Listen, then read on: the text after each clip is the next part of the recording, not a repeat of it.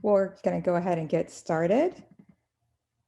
And it is my pleasure to welcome you to the last of the year's ATS COVID-19 Critical Care Training Forum. We are really hopeful that we won't even need these in 2021, but we'll see how it goes. Happy to continue these if other topics come up that people feel need addressing.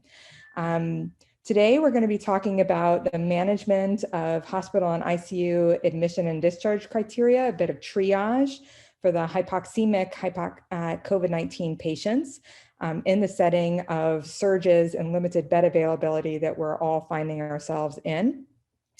So it'll be myself and Dr. Pedraza from Cedar-Sinai who will be moderating and introducing people.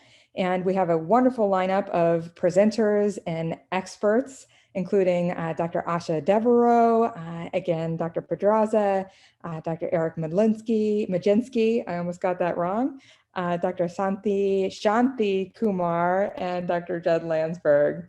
A little bit more on them as we introduce each one. We'd love to get your evaluation/feedback of today's forum. So you can use this QR code with your phone, and I'll be pasting that SurveyMonkey link into the chat box shortly. And if you want to go into any of our previous sessions, all of them are recorded, shared for free on the ATS website. If you Google ATS COVID Forum, we come up first. And all of these sessions are really terrific, and they have some great pearls of knowledge. And we'll be posting that link as well. Finally, just a big shout out to all the people who have helped put these on for the last many, many months. But primarily the ATS staffers, Lauren Lynch, Liz Guzman, Eileen Larson, and Rebecca Fish have done a very heavy lift to make sure that we're able to share information with everybody. So with that, we're going to dive into this session. Again, I just want to welcome everybody. We're really excited about this last one of the year, where we want you to post questions into the chat box, and we will address all the questions that come up, either by directly responding in the chat or by having the experts talk about them out loud. If you could turn off your videos, we can do that for you or keep you muted as well. And with that, I'm going to hand the mic over to Dr. Mlodzinski, who is one of our first-year pulmonary critical care fellows here at UC San Diego. And he's going to take us through a couple of COVID cases, and then we're going to go into a little bit more in detail of hypoxemia.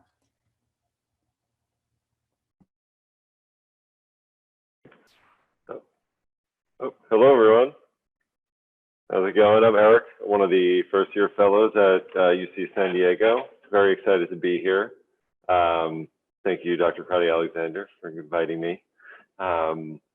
So I will just get started. Sorry, let me get back to the beginning of my case. So this is probably going to sound familiar to anyone who's been, dealing with COVID patients the last 8 months, but just going to start. So this is a Mr. E. He's presenting from the emergency room. He's a 43-year-old male with a history of prediabetes and hypertension. He's coming in with some cough, fevers, and chills for 4 days, but he did have new onset of shortness of breath with pretty minimal exertion today, which concerned him. He says his daughter was recently started back at elementary school. She had a mild cold last week, but is now well and back at school. But he is worried about COVID. He wants to make sure he doesn't have it before going back home to his family. He lives with his elderly mother-in-law, his daughter, his wife, in a fairly small apartment. So he's just concerned and wants to get checked, make sure, everything's fine before he goes home. So he gets to the ED, his vitals, his temperature is 100.1, his blood pressure is normal. He's saturating 94% on room air, and he's just put on 2 liters of nasal cannula and comes up to 99%. On exam, he's fairly unremarkable. He's comfortable. He's not in any distress. His initial labs, his rapid COVID comes back. It is positive. He has a mild leukopenia. Otherwise, his CBC and CMT are unremarkable. And he gets a chest x-ray, which is, as we often see, consistent with COVID-19 pneumonia with hazy peripheral bilateral opacities. But he continues to look pretty well. He's still in the 2 liters, and you're trying to figure out what to do with him. So you turn off the oxygen and kind of just try to figure out whether he's going to fly and be able to be off oxygen and exert himself. He's 94% on room air. You think that he's probably ready to go. That you're prepping his paperwork, but the nurse lets you know that his oxygen sat falls now to 88 to 90% with exertion. So concerned that this relatively healthy younger male, has a saturation in the high 80s, you pull the trigger on admission, and the hospitalist calls you back, accepting the admission, but is in a little bit of a pickle. It's his 8th admission in the last hour, and he's has the lowest oxygen requirement of any of them, and is just wondering if there's anything that you could do, any other option for this gentleman to avoid getting him admitted, than figuring out a different plan for him. And so, unfortunately, there's no system set up in that hospital. So he is gracefully admitted by the hospitalist, and he started on remdesivir and dexamethasone, given his mild hypoxemia and COVID pneumonia. He's kind of coasting along until day 5 of admission, when he suddenly has worsening of his O2 sats. He's put on 15 liters non-rebreather, still hypoxemic, in more distress, and he's quickly transferred to the ICU and intubated for his respiratory failure. And fortunately, with the excellent care of the ICU team, he, after 15 days of mechanical ventilation, he is extubated to high flow, initially at 80% FiO2 and 50 liters, but pretty minimal exertion or any movement really. He's requiring up to 100% FiO2. He stays in the ICU over the next 3 days, slowly improves, now just on 30 liters and 65%, still intermittently requiring higher FiO2s with exertion, and you're trying to get him to get stronger, work with PT. He's needing those high FiO2 requirements for exertion. So he's continuing to get better. You're kind of happy with his progress, but the charge nurse comes up to you one day in the middle of rounds and asks to discuss some potential downgrades. You're hearing about these 2 possible ECMO transfers coming in, 3 patients in the ED that might be meeting ICU criteria, but there's really not enough beds for all of them. Mr. E happens to be the only non-intubated patient on your service, so really not other options in terms of disposition there. And you're kind of wondering, whether he'd fly on the floor, and you're just not sure of what the rules are and what the current policies are in terms of oxygen levels and the comfort of the medicine team and the step-down unit. Terrific. Thank you so much, Eric, for setting the stage for what we really want to accomplish in this session, which is, discussing how these cases go and whether some of these COVID patients who do require oxygen, can be cared for in different settings. So with that, I'm going to pass the mic now to Dr. Judd Landsberg, who is one of our expert professors of pulmonary and critical care medicine here at UCSD and the VA San Diego. And he authored the popular Manual for Pulmonary and Critical Care Medicine, as well, as you can see in the slideshow. So he's going to take us through some of the known trajectories of COVID-19 patients. And I already see questions popping up into the chat box, so keep them coming. And I think we're going to cover all of them by the end of this session. So Judd, please take it away. All right, thank you, Laura, and thank you, Eric. I think that was a single case that outlined a lot of the important inflection points in the care of these patients, and the inflection points in the care of COVID pneumonia often involve assessments of oxygenation. So what I wanted to talk about was exactly that. So the first slide here is something that I just put together. based on my experience taking care of COVID pneumonia patients in our ICU since March. And what seems to sort of shaken out is that when people get their diagnosis of COVID pneumonia, they, in the first 48 hours, fall into one of these trajectories. And the trajectories are either room air, what I consider low VQ physiology, so they're okay with oxygen by nasal cannula, or they need high flow or mechanical ventilation. And in our mechanically ventilated patients, they're the patients who do well after intubation with PF ratios above 150. And then there's our patients who do immediately poorly and we begin proning them.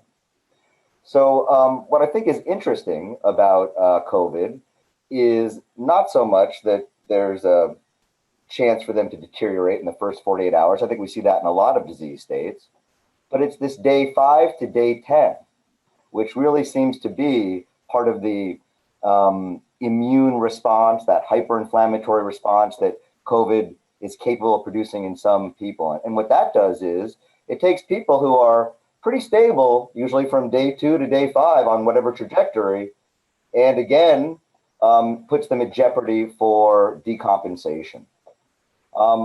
These decompensations initially and on the sort of 5 to 10 are actually more similar than they are different, in that they usually come with worse fever, increase in inflammatory markers, and worse infiltrates on X-ray with worse oxygenation.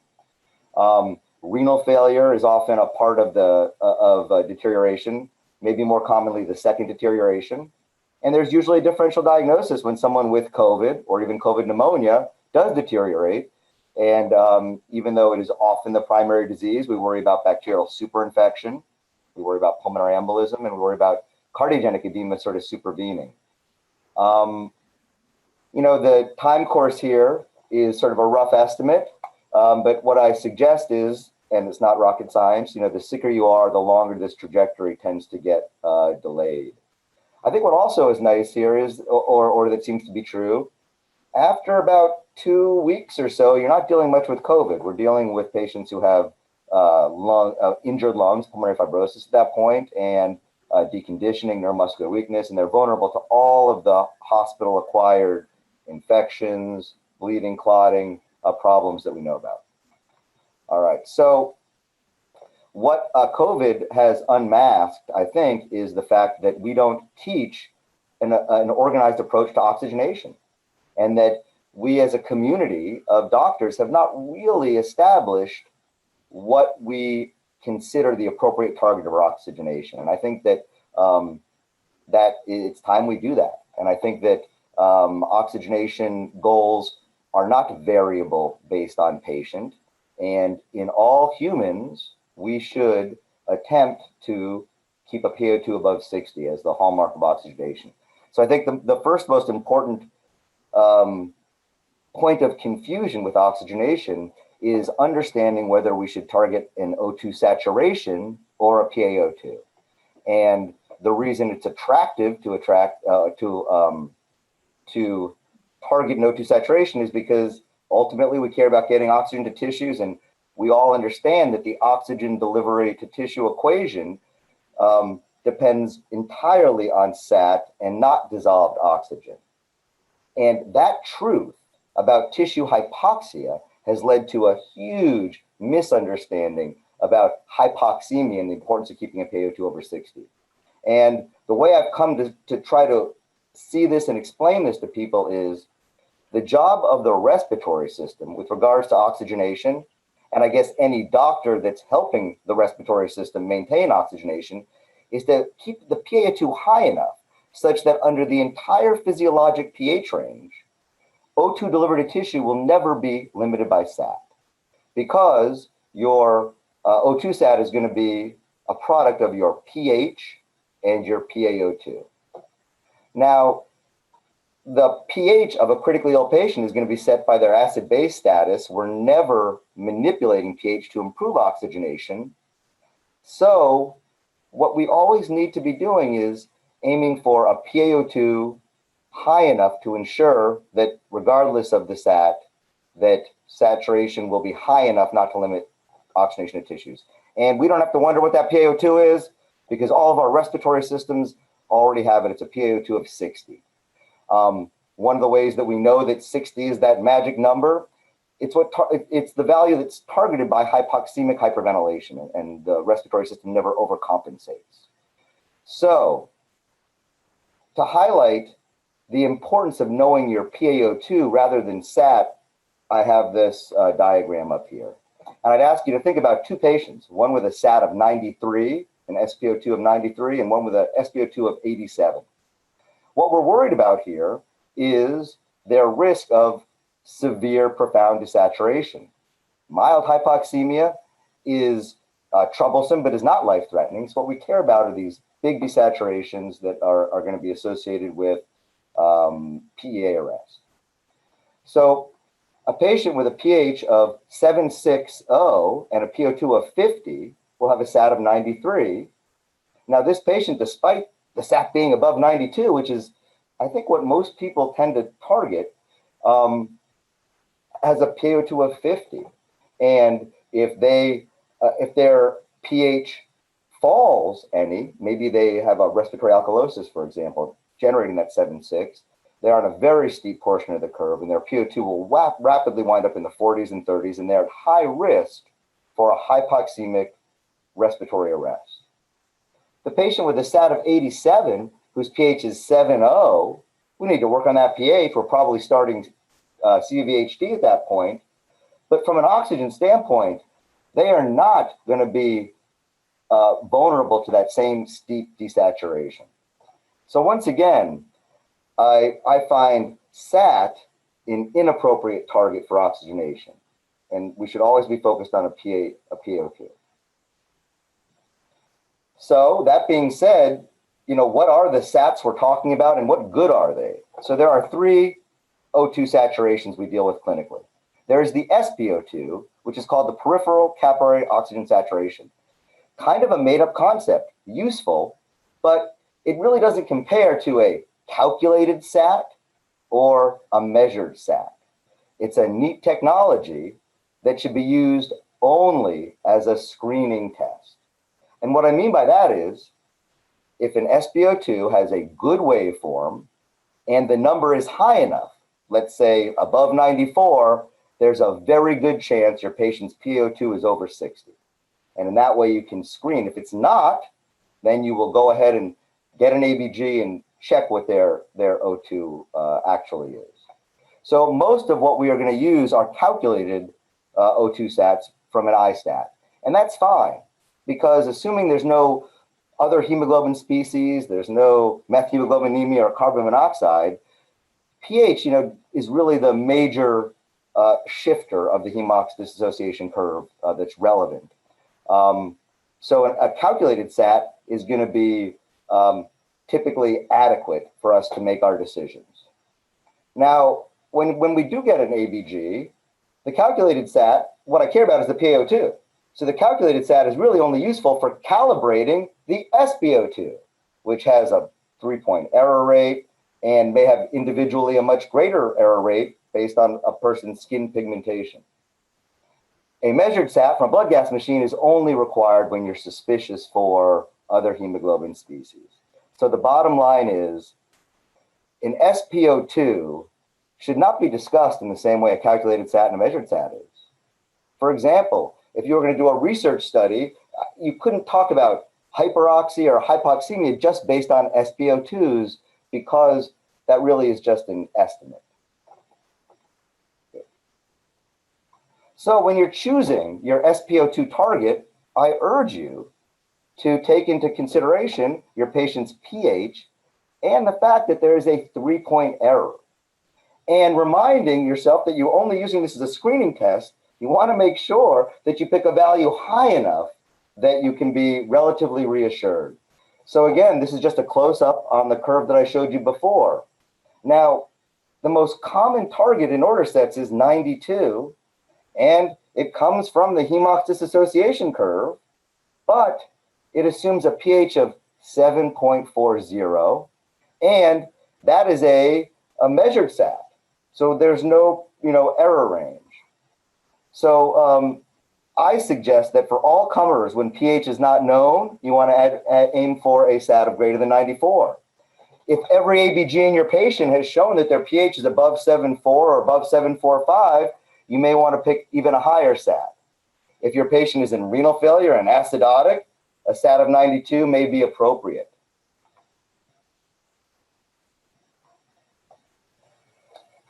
So a SAT is not going to be very helpful for me in trying to risk stratify my patients with COVID pneumonia and hypoxemic respiratory failure. But a PaO2 certainly is. Because what I need to know is, does this patient have pneumonia in areas of low VQ in which supplemental oxygen is going to work really well? Or are they predominantly shunt physiology with lots of alveoli that are not working at all and they're going to have only a modest response to 100% oxygen?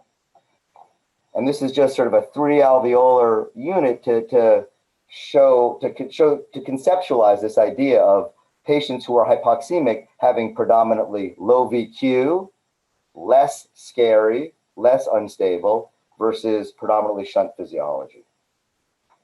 Again, why is that important?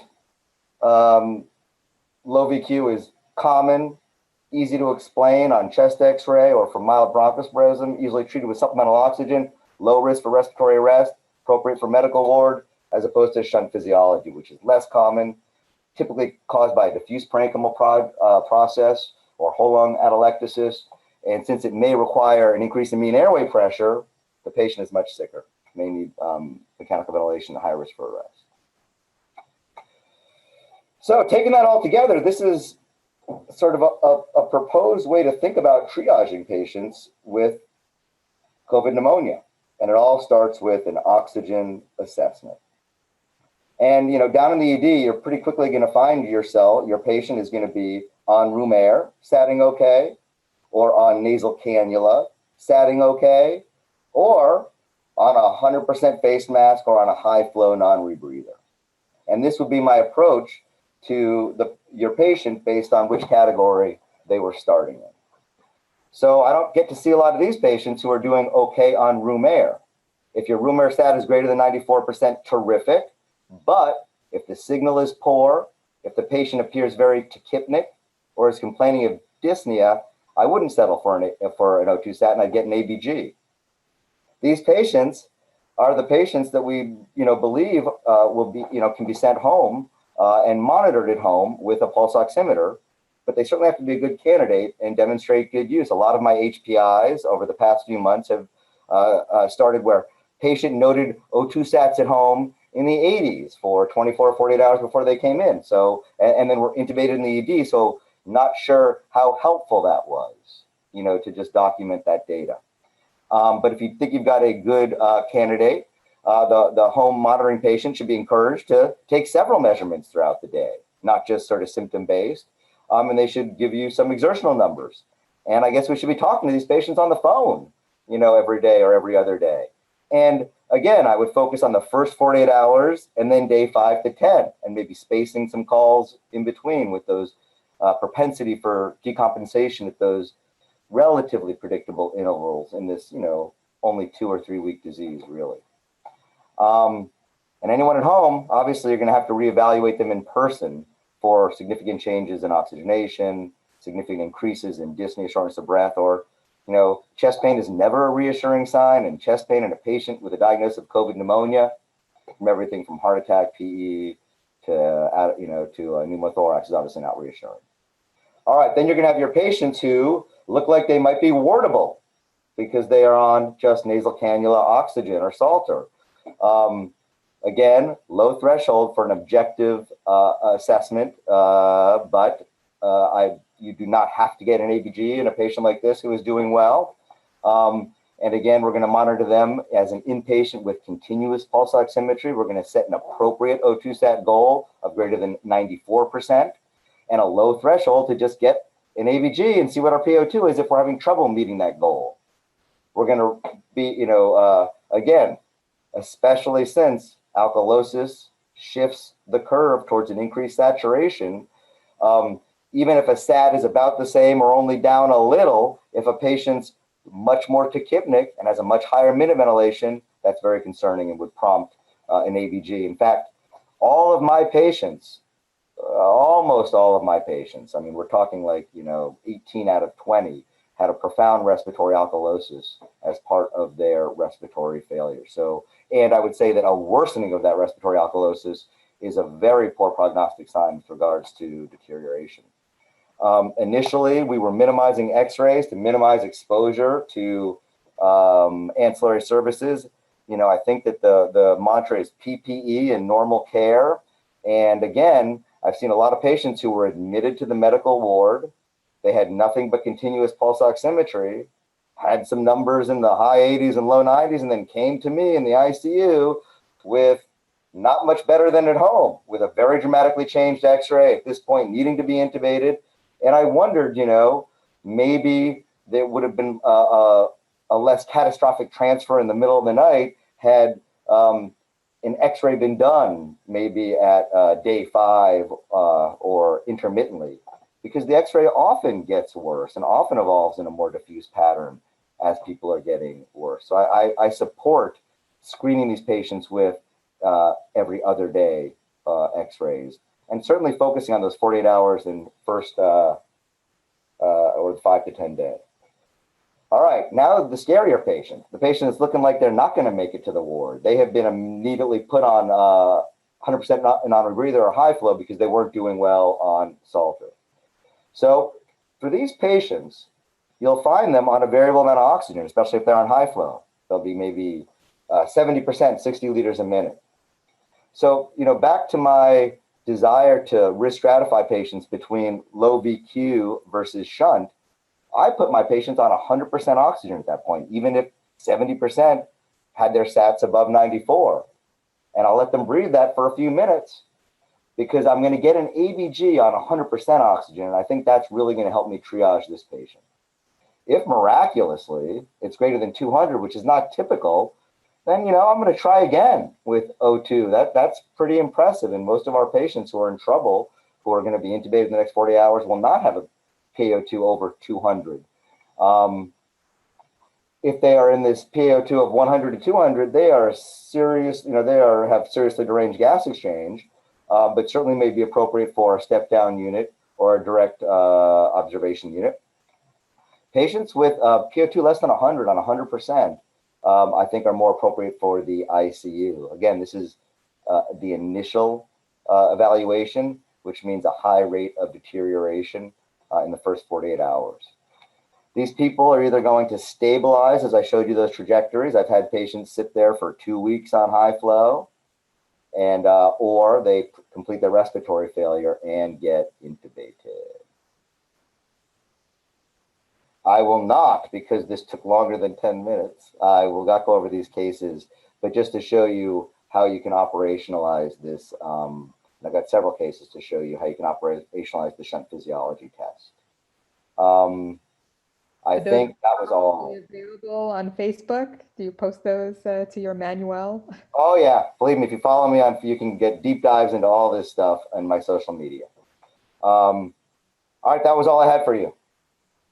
Awesome. Thank you so much. It's so helpful to have all those oxygen curves and pH adjustments and all that stuff. Takes us back to the core of pulmonary critical care medicine. Appreciate it. Everybody, if you have questions, feel free to type them in the chat box. Judd is going to be staying on and can type answers as we go. But I want to move on to our next expert presenter. It's my pleasure to present to you Dr. Asha Devereaux. She got her MD and MPH from Tulane and then served in the United States Navy, achieving the rank of commander while also getting board certified in pulmonary critical care. She actually served on the Navy Surgeon General's panel for tobacco cessation. She headed medicine at Beaufort Naval Hospital, and she spent 3 years covering the U.S. Navy Mercy's chemical bio intensive care unit. She's also certified in holistic medicine and is the co-chair of the ATS's Integrative Therapies Work Group. Finally, she's also co-chaired and remains on the executive committee of the American College of Chest Physicians Mass Critical Care Task Force and has served on IOM and CDC panels for influenza and crisis care. She's the past chairman of the ACCP Disaster Response Network and is the past president of the California Thoracic Society. So she has a lot of experience in responding to natural disasters, ranging from fires to hurricanes and now the pandemic. And so with that, I'm going to let her take it away and share some of the things that she's learned and some of the knowledge that she knows about things going on right now. So thank you so much, Dr. Devereaux. Wow, thank you for that introduction. And it's an honor to be here as part of this esteemed panel.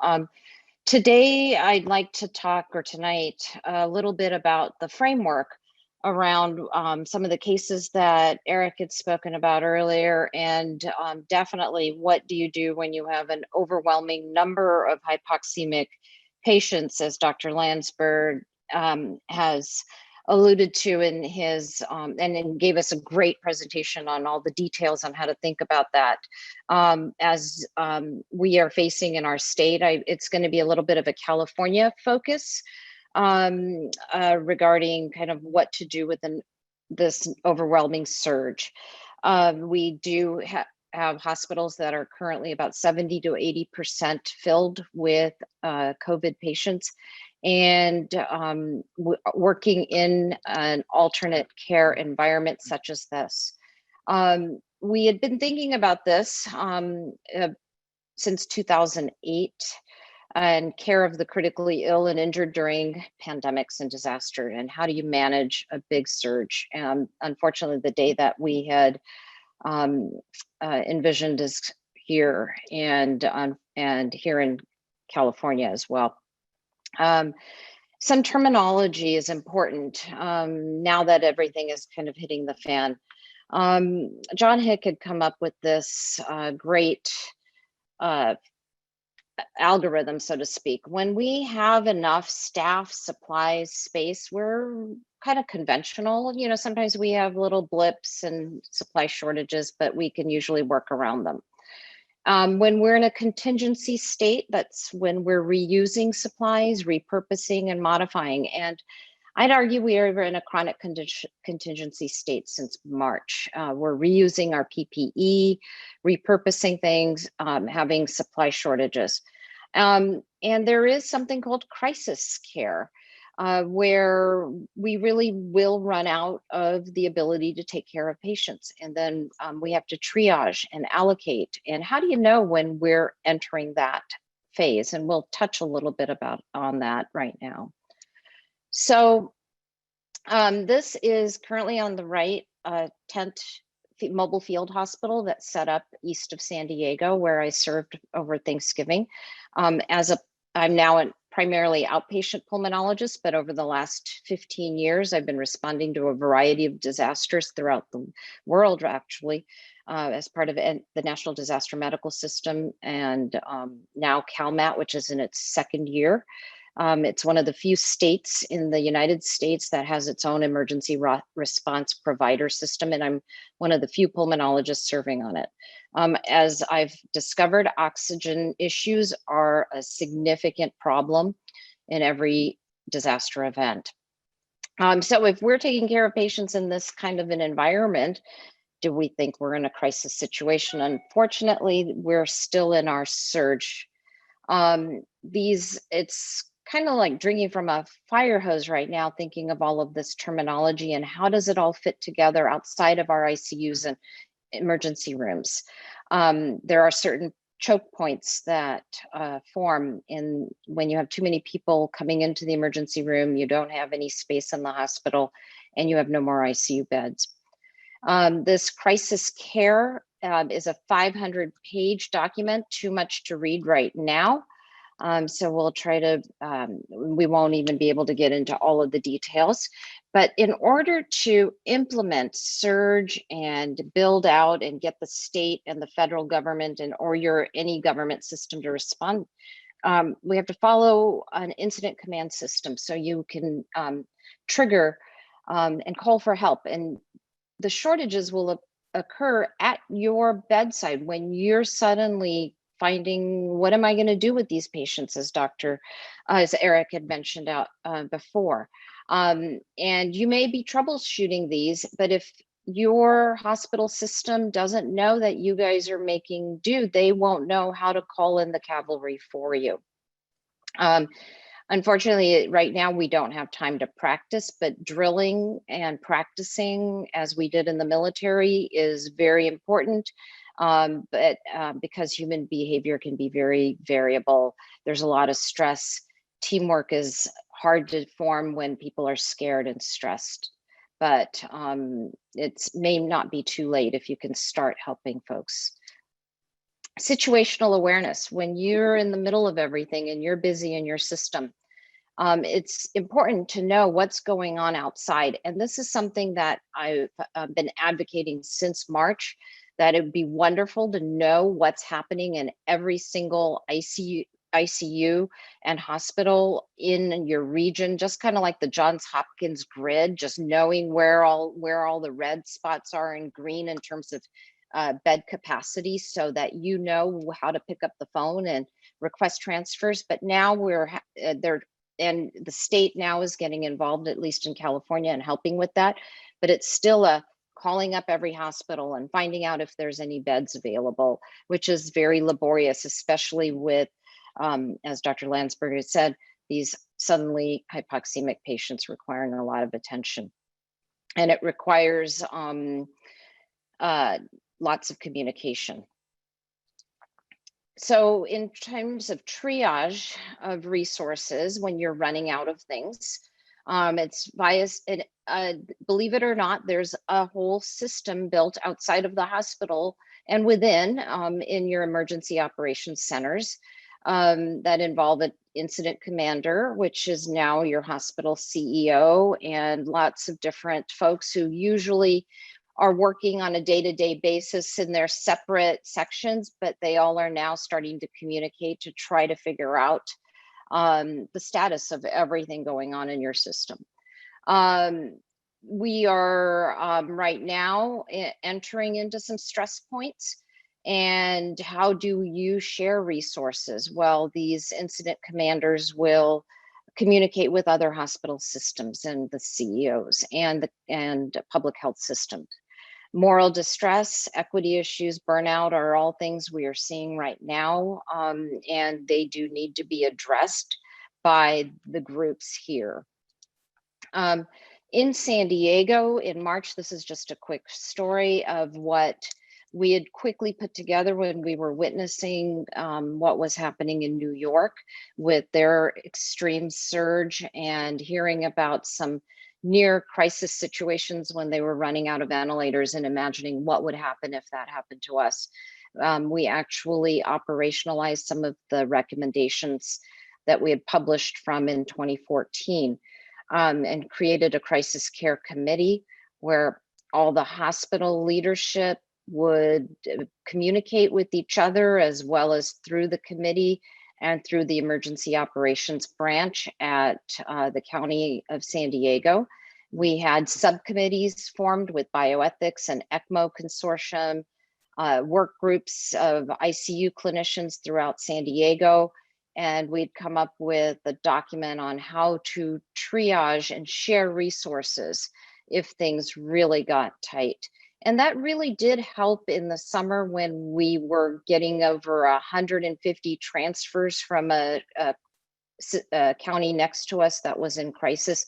That county in 1 month had transferred out 500 patients, that 50% of which came into our area. The other 250 were distributed throughout the state. And this process did help with what we call load leveling, so that not one hospital system was inundated.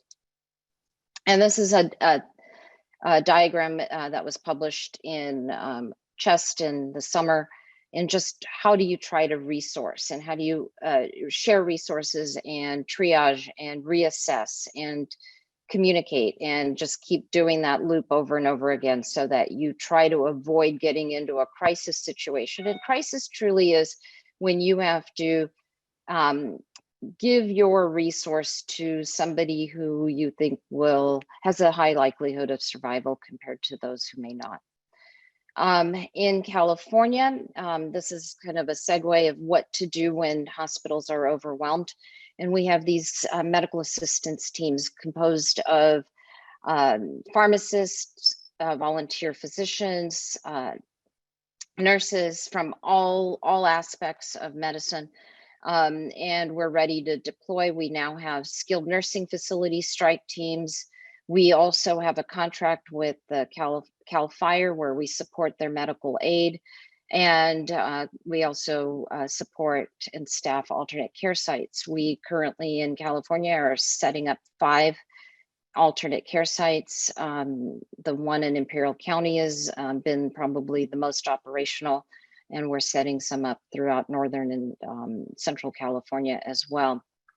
And all of these members, when deployed, are paid and liability is covered and logistics is provided by Sacramento.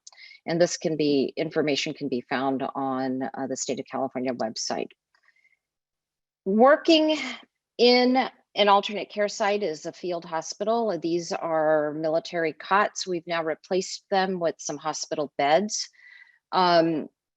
And it can be challenging. And unfortunately, it's usually just a couple of doctors, nurses, 1 respiratory therapist, a physical therapist.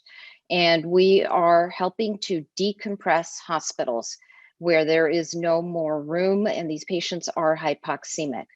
And they our admission criteria I'll go through, but usually peak is about 25 patients, all who are COVID positive. And we're all in full PPE and doing the best we can at supporting them, administering steroids as well as remdesivir infusions that have been initiated in the hospital. About 5 to 10% will decompensate and require transfer back to the hospital, but that's been pre-arranged, and the hospital has been very accommodating of taking them back. There's 2 ambulances set outside the hot zone is what we call it, and readily available to us.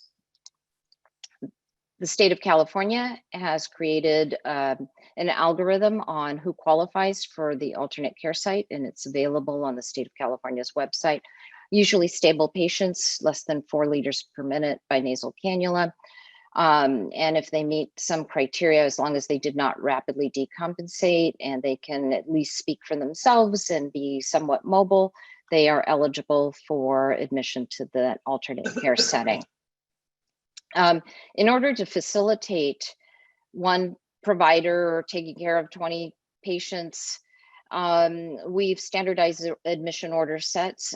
Remember, there's no computer in the gym, and so we are back to the paper mode.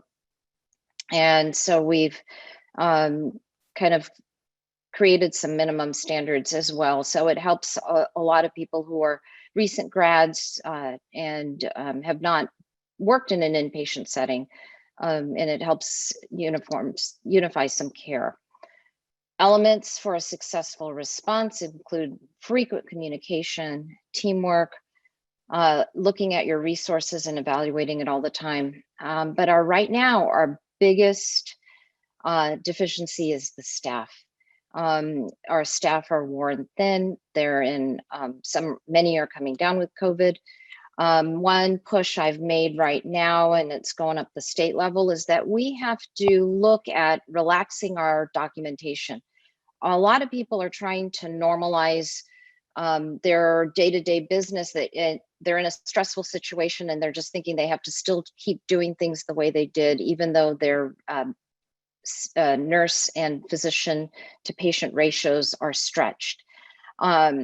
In abbreviating our notes, you can decrease stress and free up time by 50%.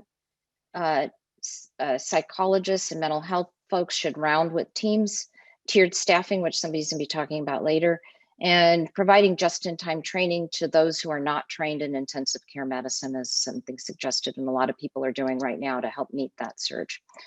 With that, I'd like to conclude and save any questions for after our presenters or in the chat box. Thank you very much. And if any of you are in California, they are hiring. Thanks. Good pitch right there. I like it. Thank you so Thanks. much. That is really just fascinating. And anybody who has questions, please do post them in the chat box. Dr. Devereaux is happy to respond in the chat box or jump back on to talk about that. So thank you again. And this entire session is being recorded. It'll be posted, and we're hoping to share all the slide decks on the ATS website as well. With that, I'd like to introduce our last two experts and speakers. First, Dr. Isabelle Pedraza, my good friend and colleague who obtained her MD from Boston University, completed her residency at UCLA, and then did her pulmonary critical care training and became a faculty member at Cedar-Sinai, where she is the director of the MICU. More importantly to me, she's the co-chair of the virtual resident boot camp at the ATS. So, you know, she loves education, wants to share knowledge. And then Dr. Santhi Kumar, who we're very excited to have, is a pulmonary critical care physician at the Keck School of Medicine at USC.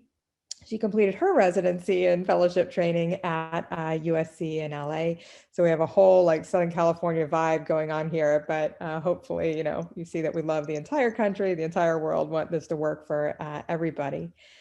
She also trained in quality and safety at Intermountain Health in Utah, and she serves as the medical director of the MICU at USC and is the vice chair for safety and quality for the Department of Medicine. So with that, I'll have you two ladies sort of take over as we talk about sort of triaging within the hospital. Thank you, Laura, for that introduction. So as you just heard, you know, California is sort of experiencing a very large surge in patients. I can say that that's been the case in our hospital, especially over the past couple of weeks. You know, with the cases that were presented at the beginning and with everything that we've heard so far, I wanted to ask Santhi, who has had some experience, because you have a very limited space, right, in your ICU. We have many ICU beds for our service, but you guys really have limited capacity. And since what we're trying to come up with here is recommendations or what people's experiences are with triaging patients in safe ways. Can you tell me a little bit about the systems that you guys set up to deal with this influx of patients? And how did you work to align care between the different care teams?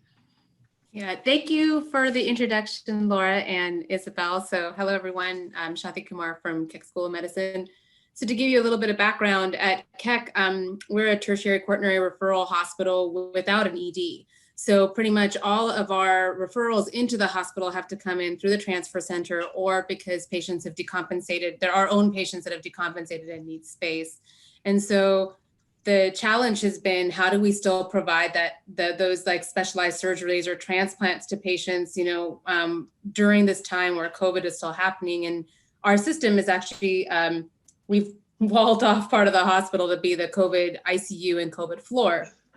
And so just like everybody else, when we were setting up our systems back in March and April, I think one of the things that we recognized very early on was that we needed to have a system that really kind of supported the continuum of care for those hospitalized COVID patients. So very early on, we actually had joint processes with our hospital medicine team, so that the intensivist and the hospitalist were speaking to each other very frequently, so that we could assess clinically deteriorating patients early on before they crashed on the floor, and bring them into the ICU, and similarly move patients out of the ICU and onto the floor quickly, because pretty much we were discussing these patients on a daily basis and making sure that we were all on the same page.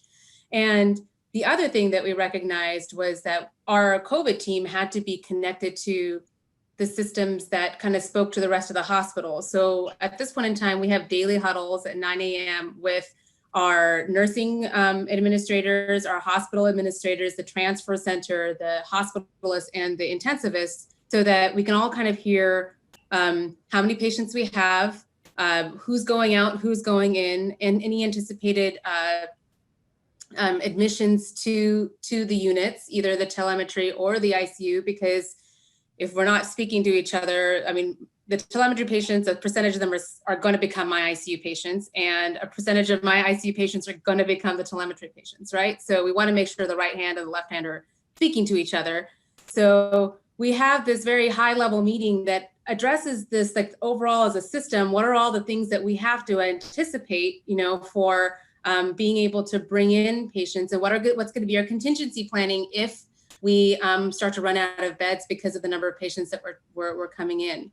And overall, it's actually worked pretty well. The other thing this ends up being a really great forum for is escalating processes that you thought you had in place, but weren't quite working when they actually got implemented. So we were able to escalate issues very quickly and disseminate them to the appropriate groups so they could be addressed. And we had follow through and follow up the next day at 9 a.m. because we met every day in huddle. The other thing that we considered when we were thinking about creating capacity, just like every other hospital, you know, we had a surge plan with which unit was going to be flipped into which COVID ICU next, and how are we going to create beds. But I think one of the things that we really worked hard at was to make sure that, for example, our patients with high flow, we were able to support patients with higher levels of high flow, partially because of the skill set of the nurses and the RTs that were taking care of the patients on the flows. They had to be comfortable with managing patients with higher high flow requirements. But the other piece was that we had a model where if the patient got to about 50% high flow nasal cannula, for example, and we needed to save our ICU beds for potentially intubated patients, then the COVID ICU team would be a consult for the hospitalist team so that we can continue to manage these patients together and be available if they deteriorated. It also helped that we were on the same floor. So really, it's like literally me walking around the corner to see their patients. But that co-localization was a really helpful aspect in being able to really provide the support for those types of high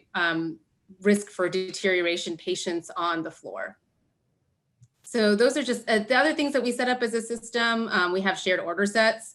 We actually have COVID guidelines that we both share and we work on between us and the hospital medicine. We have COVID phones, so the hospitalists and the intensivists have specific phones where we can be contacted from the transfer center or or with each other. So we're able to kind of communicate with each other as frequently as we need to be able to adapt to whatever is coming our way. Yeah, I think we have some similar systems in place here as well. I don't think we have it as well organized, but we do meet, our patient placement people meet with us a couple of times a day to be able to assist with the flow of patients out of the ICU. We've really had a tremendous growth in the number of patients over the past 7 days or so. And you know, one of the things that's really become two things. One is, you know, who do we actually, who do we allow into our ICU when beds are at a premium? And two, what level of oxygen are you willing to be monitored on the floor? For the latter, we actually have a COVID pager that's carried by our pulmonary consult fellow and the overnight fellow that will go and assess these patients and follow them and bring them in. And I think that compared to, you know, March and April, we're much more comfortable managing those patients on the floor. It used to be that anyone on high flow really went to the unit. Of course, you have to have a system in place where they're being watched closely, either in a step-down unit or on a monitored bed, and you have to have somebody like a fellow that's in-house that can do the assessment. It sounds like that's what you guys have as well. The first part was, you know, how do you decide, how do you triage patients in terms of who are the people that you can do the most benefit for in a situation like this, where you really don't have beds available? What are the criteria that you guys use to be able to decide whether you're going to allow that patient to take up a bed or not?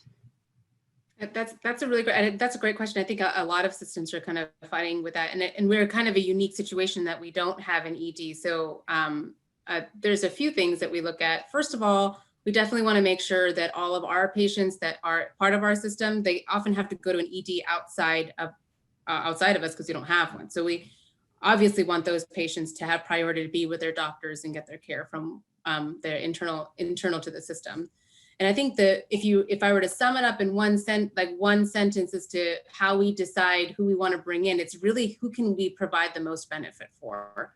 We want to make sure that we use our resources in a way to support. We want to support the hospitals out there that are totally overrun and don't have capacity, but at the same time, we want to make sure that that we're able to help patients that are hopefully early on in their disease. Ideally, we don't want those people who've been waiting been at some other hospital for 4 weeks, that are now trached, and we're not an LTAC. So we wanted to make sure that we bring patients in that we can truly help or have specialized needs that are not readily available at another hospital. So if they got transplanted somewhere else and then they need specialized physicians who know how to manage transplant patients, at least we can provide those types of services. Sometimes it's even specialized surgeries that we know that we can provide that might not be readily available at other institutions. And another thing that's really interesting is we want to make sure that the patients are okay coming over. A lot of the times, families are happy where they are, especially because they're near where their homes are. And so even though we're okay to transfer, the patients and their families are like, I don't want to go anywhere. I'm happy here. I'm happy with the care that I'm getting, and I just want to be near where I could potentially be close to home. So those are overall some of our transfer criteria. And I'm sorry, the last piece is that we do have a sister hospital. So we try to prioritize being responsive to our sister hospitals so that they don't get overwhelmed because they have an ED and they don't have as much control over how many patients can come in. Right. And I think that you and I were talking about this the other day, because we were anticipating having to have this issue. And I know you guys don't have an emergency room, but you do have patients.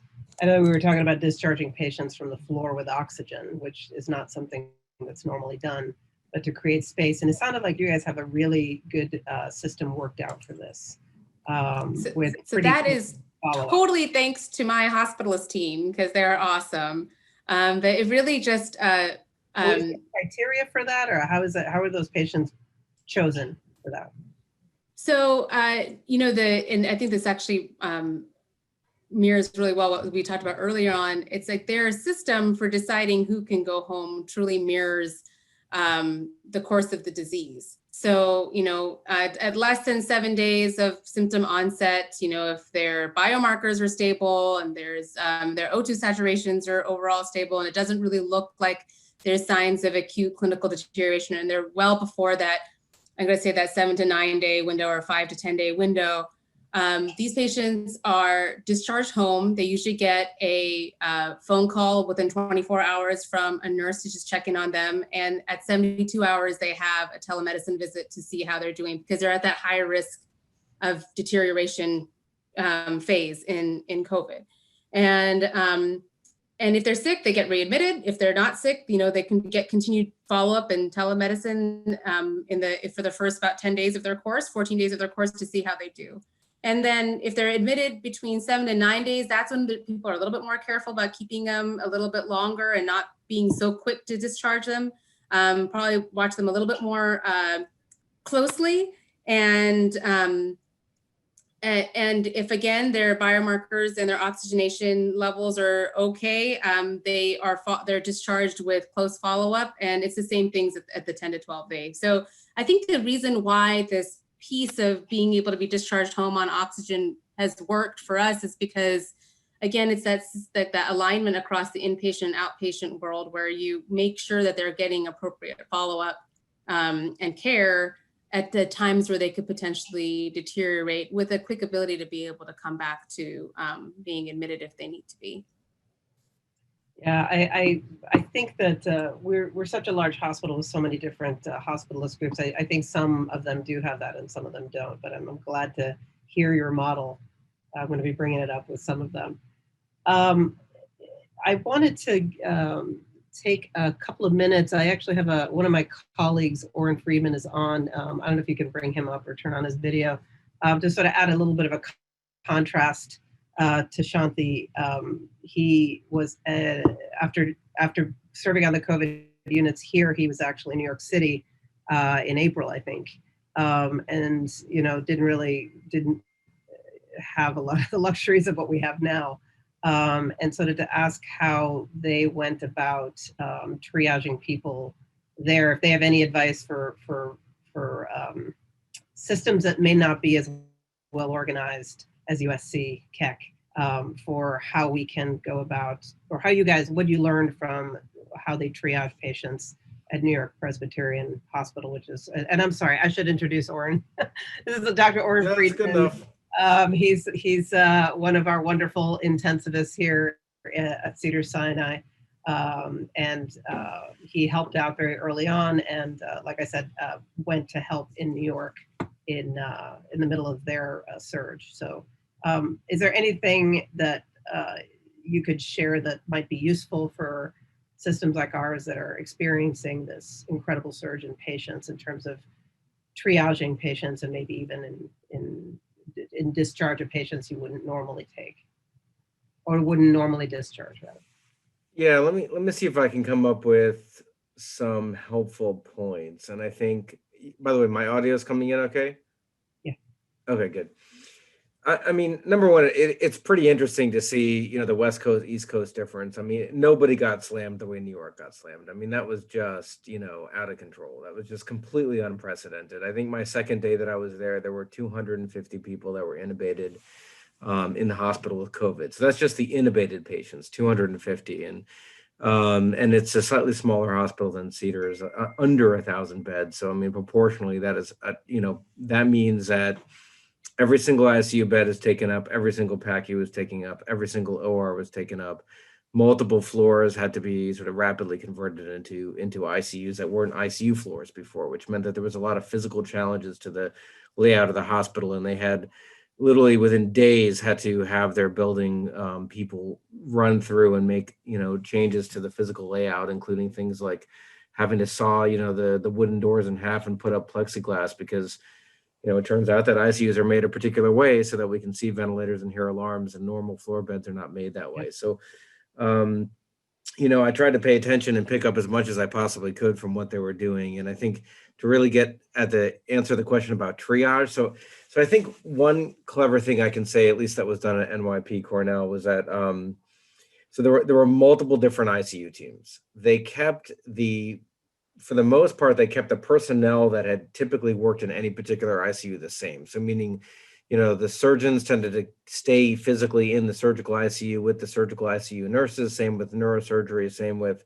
there's a burn ICU there and a pediatric ICU. And I think one advantage to that is that, well, first of all, people already know each other and people already know the teams. The docs know the nurses know the RTs, and they can kind of stick together. However, obviously different ICUs have different, expertise. So they were able to always, somehow they made this work. They managed to always have a pulmonary critical care consultant on the ICUs that were non-pulmonary critical care. So if you were a patient that ended up in the surgical ICU, you were taken care of by a SICU attending and a SICU team. However, there was always a pulmonary person. Sometimes that meant a fellow that at least was overseeing things and helping out with things like, making sure people had low tidal volume ventilation and some of the stuff that we're just used to paying attention to that other ICUs are a little bit less used to paying attention to. So that's how they did it. Now, some of the makeshift, so they had like what they called, I think they called them startup ICUs. They had a term for them, but they made ICUs in places that weren't ICUs, like on the floor. Now, those were often frequently staffed by hospitalists simply with pulmonary critical care people as consultants. And what they tried to do in terms of the triage is, look, I mean, like, let's be honest here. You were more likely to survive severe ARDS if you ended up being taken care of by one of the pulmonary critical care docs, and if you ended up being taken care of by an anesthesiologist who had no ICU training in the PACU. I mean, that was just a fact. It was just the case.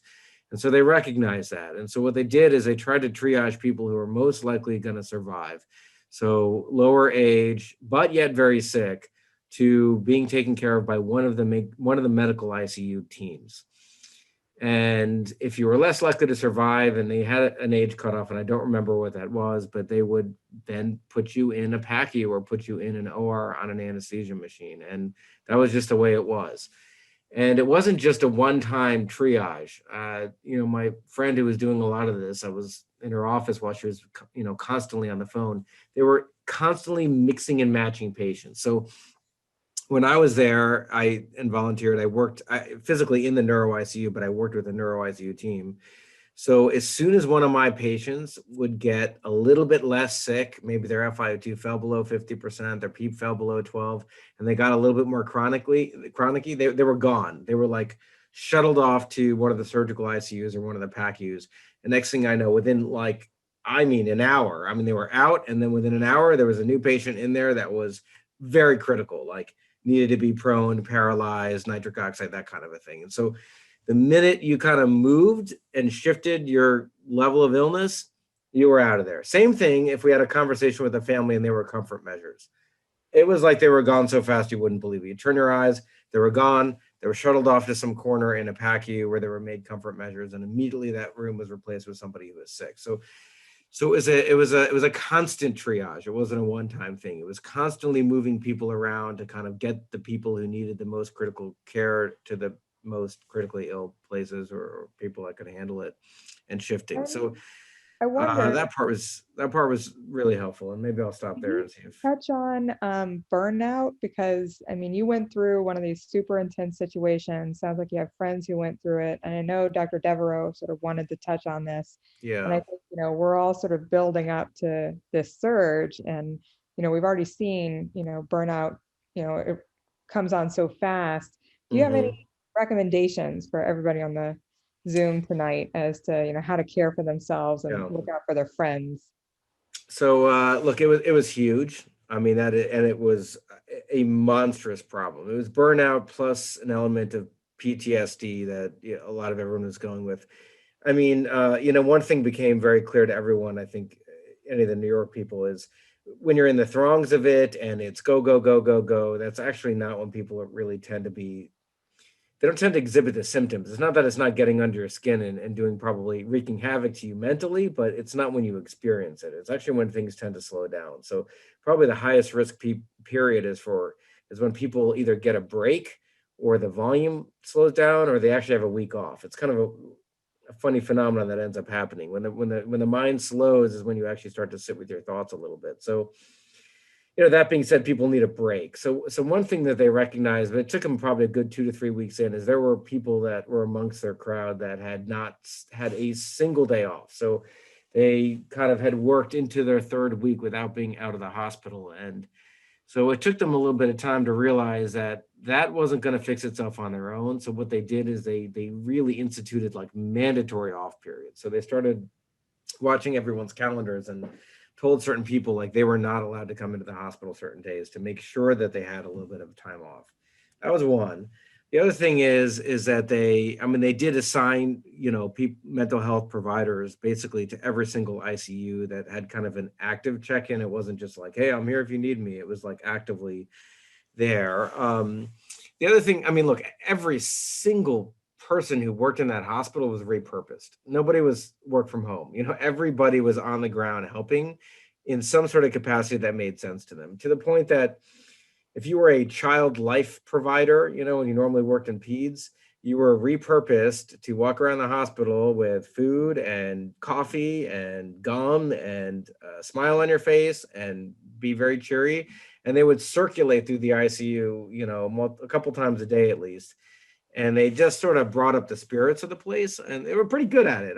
I guess they're child life people for a reason, but they really managed to kind of lighten the mood a little bit. And so, I just list that as an example that you can be creative about how to repurpose people in times like this. And so the mental health thing was definitely a big part of it. And maybe I'll stop there so I don't dominate the conversation any further, but.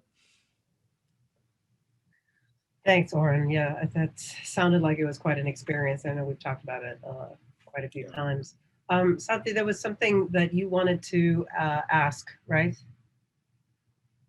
I was going to ask if anyone is using any specific metrics or indices for triage, for example? Is anyone using the ROX index or other indices that, you know, can predict clinical deterioration for transfer into the ICU?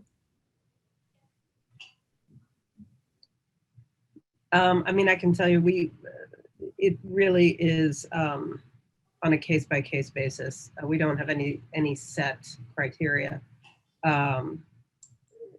We're lucky in that we have a lot of people people capabilities in terms of having people monitored on a floor. So, you know, we have the ability to go have goals of care conversations in patients who may not be suitable. I just did that the other night. So it really, we especially now are really relying on our floor teams to manage patients who may not be quite suitable. For example, a DNI patient who's not going to get intubated, we may be able to manage with fluids plus or minus pressors on the floor. You know, someone on high flow who may do all right with close monitoring on the floor. So it really is on a case-by-case basis for us. I don't know if anybody else wants to comment on their hospital.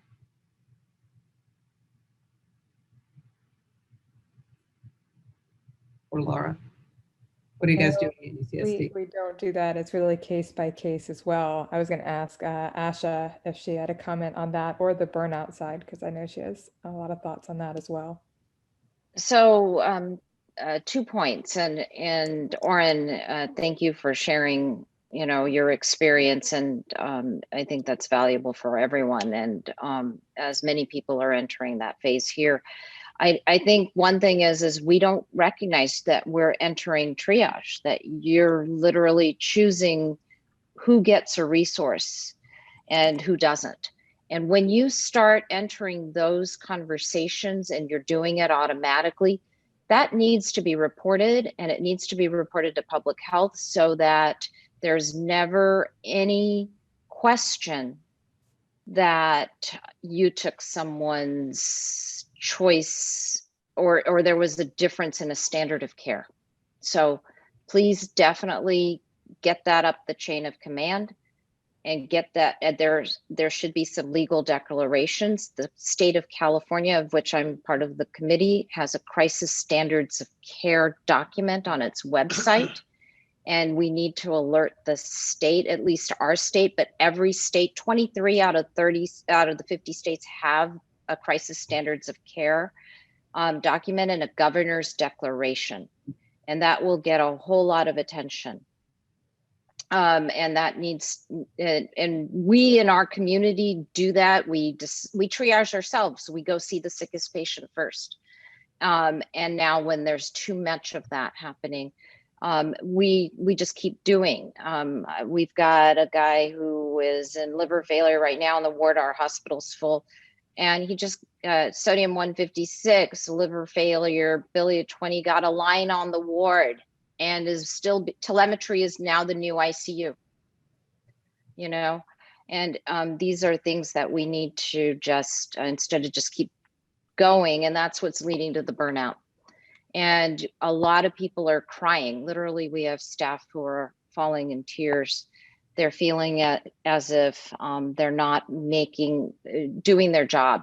And if they don't write patient is sleeping, that they didn't do their job. And we're like, okay, we need to let that go and check in with all of them. A buddy system is something that also has been suggested, assigning somebody else to just check in on colleagues instead of waiting for them to cry for help.